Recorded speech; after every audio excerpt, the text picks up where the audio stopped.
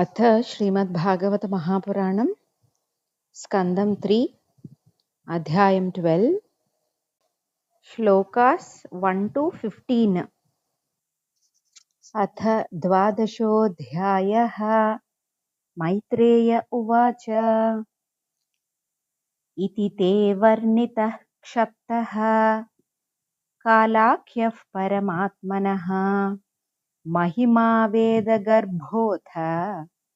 यथा स्राक्षीन्निबोध मे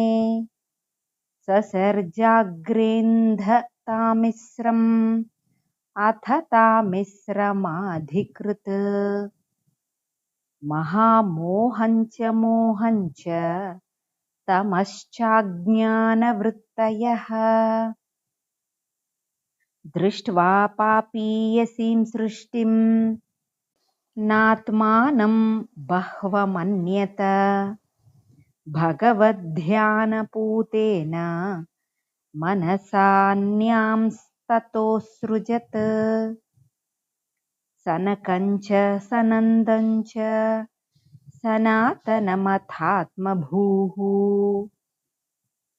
सनत्कुमारञ्च मुनीन् निष्क्रियान् ऊर्ध्वरेतसः तान् बभाषे स्वभूः पुत्रान् प्रजासृजत पुत्रकाः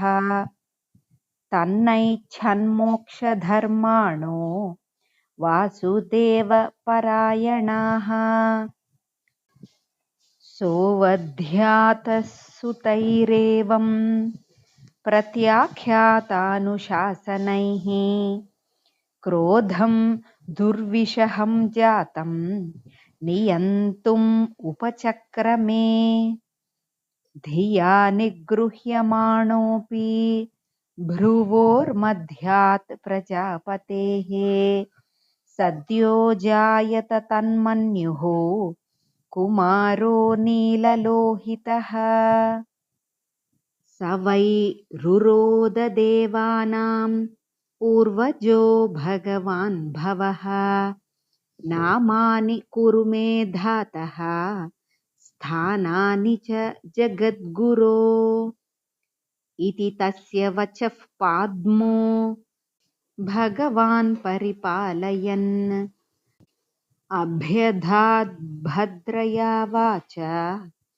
मारोदीस्तत्करोमि ते यदरोधि सुरश्रेष्ठ सोद्वेग इव बालकः ततस्त्वाम् अभिधास्यन्ति नाम्ना रुद्र इति प्रजाः हृदिं ध्रियाण्यसुर्व्योम वायुरग्निर्जलं मही सूर्यश्चन्द्रस्तपश्चैव स्थानान्यग्रे कृतानि मे मन्युर्मनुर्महिनसो महान् शिव ऋतध्वजः उग्ररेता बवः कालो वामदेवो धृतव्रतः धीर्वृत्तिरुशनो मा च धीर्वृत्तिः उशनो मा च नियुत्सर्पेर्इलाम्बिका इरावती सुधा दीक्षा रुद्राण्यो रुद्रते स्त्रियः गृहाणैतानि नामानि स्थानानि च सयोषणः एभिसृज प्रजा बह्वीः प्रजानामसि यत्पतिः इत्यादिष्टः स गुरुणा भगवान् नीललोहितः सत्त्वाकृतिस्वभावेन ससर्जात्मः समाः प्रजाः ससर्ज आत्मसमाः प्रजाः